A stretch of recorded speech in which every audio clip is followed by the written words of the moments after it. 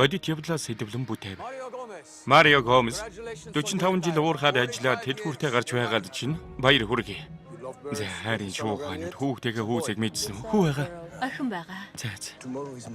Маргааш би уг намран л да. Гэхдээ ажилмаар байна. Ойлголоо.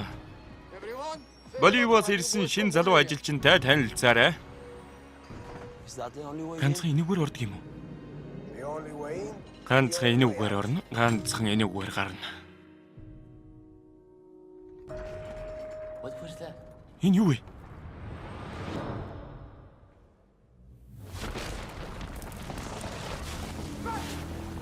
Зүгтараа! Зүгтараа!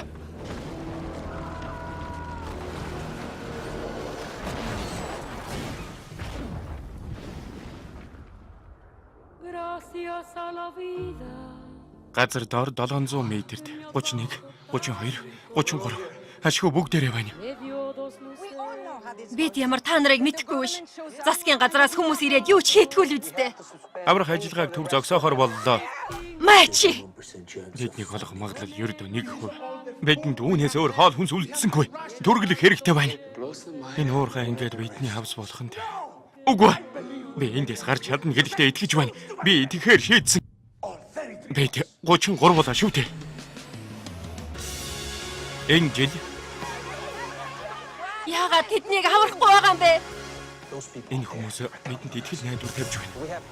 10 өрөм хоногийн 24 цаг ажиллаж байна. Уул бүхэлдээ хөдөлгөөнд орсон байна. Тэднийг энд булшлах гээ юу? Тэд нандин зүйлээ олно. Бид эндээс гарахын төлөө тэмцэнэ. Үгсэн ч хамаагүй. Нурж байна. Бидэнд хариу өгөөч. Тэд ах дүүс болцгоо. Үнэхээр ийм юм байж болно гэж юу?